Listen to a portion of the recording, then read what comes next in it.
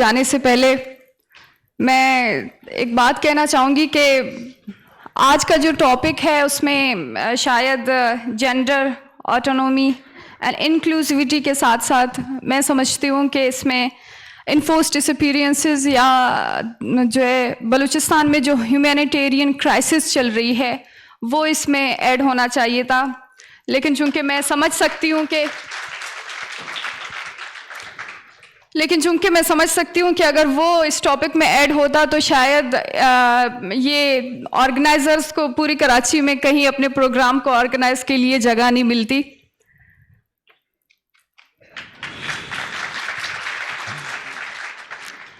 میں اپنا ایک مختصر سا تعارف کرنا چاہوں گی، چونکہ میں ویسے تو 14 سالوں سے پاکستان کے مختلف شہروں میں، عدالتوں میں، سڑکوں پر، پریس کلبوں کے سامنے آئی ہوں، لیکن چونکہ ہم جب بھی سڑکوں پر آئے ہیں، پریس کلبوں میں آئے ہیں، چاہے وہ آسمہ جہانگیر کانفرنس ہو یا چاہے وہ محترمہ مریم نواز صاحبہ کے ساتھ ہم بیٹھے ہوں، لیکن جب بھی ہماری بات آتی ہے وہاں کے کیمرے بند ہو جاتے ہیں۔ تو اس وجہ سے میں یہ بتانا چاہوں گی کہ میں خود بلوچستان سے ہوں اور میرے والد ڈاکٹر دین محمد بلوچ جو کہ ایک گورنمنٹ سرونٹ ہیں اور جن کو دوران ڈیوٹی ان کے سرکاری ہاسپٹل کے اندر سے، سرکاری رہائش گاہ کے اندر سے جبری طور پر گمشدگی کا نشانہ بنایا گیا، اور ان کی جبری گمشدگی کے بعد آج تک یہ 2009 میں ہوا تھا اور آج تک ہمیں نہیں پتا وہ کہاں ہے،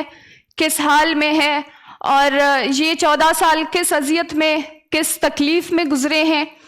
یہ صرف وہ فیملیز جان سکتے ہیں جن کے اوپر یہ تکلیف گزر چکی ہے۔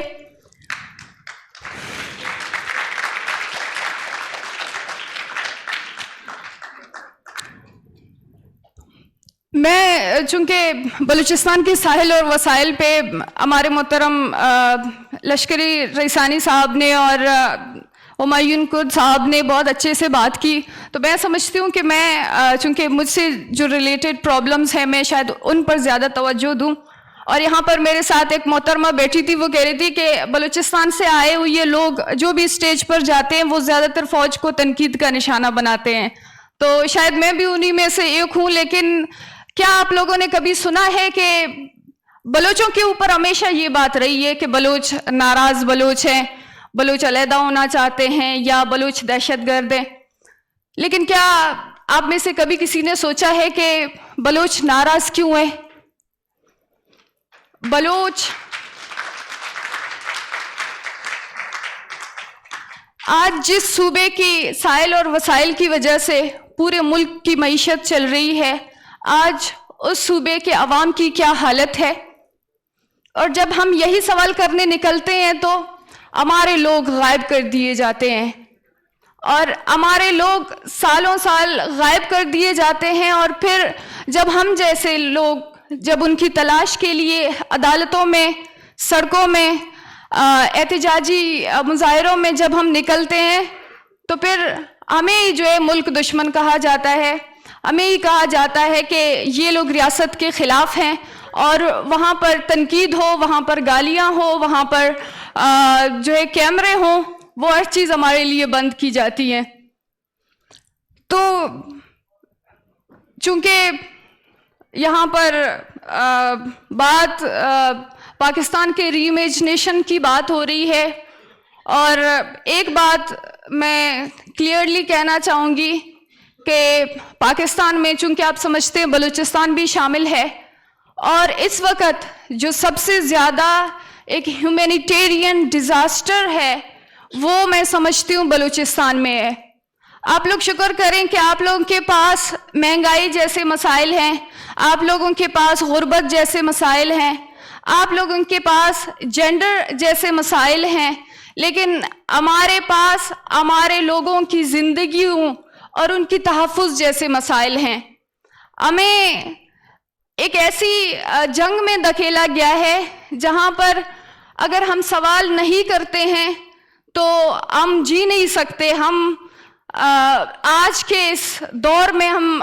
شامل نہیں ہو سکتے، اور جہاں پر ہم برابری کی حقوق کی بات کرتے ہیں وہاں پر ہم مار دیے جاتے ہیں یا پھر ہم اٹھائے جاتے ہیں, غائب کیے جاتے ہیں. اور پھر جو بچے کچے ہم جیسے لوگ ہیں پھر ان کو سالوں سال احتجاجی مظاہروں میں, سڑکوں میں, عدالتوں میں لگا دیا جاتا ہے کہ ان کی زندگی ایسے ہی گزر جائے. مطلب ہم کبھی اپنی تعلیم پر آ ہی نہیں سکتے, ہم کبھی اپنے مستقبل کے حوالے سے اس پر سوچ نہیں سکتے, ہم کبھی اپنے صوبے کی ترقی کے حوالے سے بات نہیں کر سکتے, کیونکہ ہمیں ایک پرابلمز کے سرکلز میں ڈال دیا گیا ہے جہاں پر صرف ہم اپنے لوگوں کی زندگی اور ان کی سلامتی کے لیے فریادیں کر رہے ہیں اور ہم جو ہے وہاں پر ان کی بازیابی کے حوالے سے بات کر رہے ہیں. اور میں چونکہ خود ایک مثال ہوں آپ سب کے سامنے کہ اس ملک کا عدلیہ ہو, اس ملک کے حکمران ہو, اس ملک کا وہ پلیٹ فارم جہاں پر لوگوں کو انصاف ملتی ہے, جہاں پر مجھے کسی نے کہا ہے کہ آپ کو انصاف مل سکتی ہے,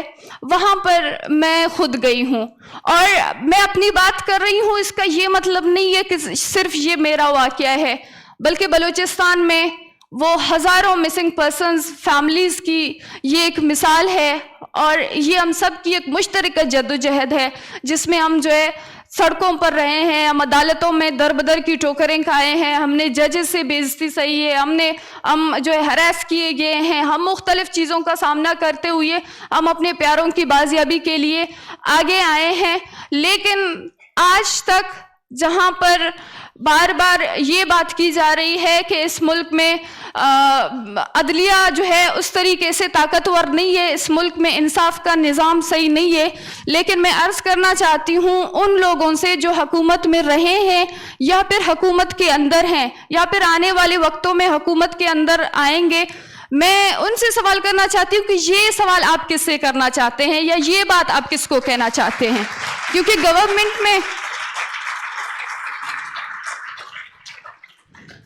گورنمنٹ میں آپ رہے ہیں یا آپ ہیں یا پھر آنے والے وقتوں میں آپ رہیں گے.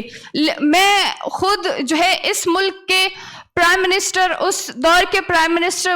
عمران خان سے ملی ہوں. میں جو ہے اپوزیشن کے دوران مریم نواز صاحبہ, جہاں پر ہم اسلام آباد میں ڈی چوک میں 10 دن ٹٹرتی ہوئی سردی میں ہم جب بیٹھے تھے تو وہاں پر مریم نواز صاحبہ آئیں اور انہوں نے کہا کہ جو ہے میں اپنی والدہ کی وفات پر اتنا زیادہ غمزدہ نہیں ہوئی ہوں, میں نہیں روئی ہوں, لیکن میں نے ان ماؤں کو, ان دکھی بہنوں کو دیکھا ہے تو میں جو ہے بہت زیادہ تکلیف میں ہوں اور میرے آنسو نکل رہے ہیں. لیکن مسئلہ یہ ہے کہ جب یہی لوگ جیسے ہی اقتدار کی کرسی پر بیٹھ جاتے ہیں تو ان کی دردمندانہ وہ احساسات سب ختم ہو جاتے ہیں. ان کی آنکھیں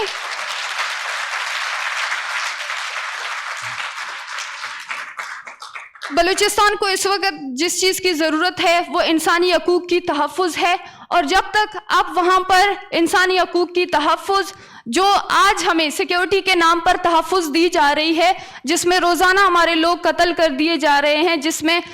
جو ہے 10 کلومیٹر کے فاصلے پر آپ کو 50 چوکیاں ملتی ہیں, یہ والی تحفظ نہیں چاہیے. انسانی حقوق کی تحفظ جو کہ پنجاب کے شہریوں کو, سندھ کے شہریوں کو, دیگر جگہوں میں جو عام آپ جیسے لوگوں کو ملتی ہے, ہم وہ والی تحفظ چاہتے ہیں. بہت بہت شکریہ سامی, بہت اہم باتیں اور آپ نے بہت پاورفلی پیش کی. آگے بڑھتے ہوئے میں شہزادی آپ کے پاس پھر سے آؤں گی.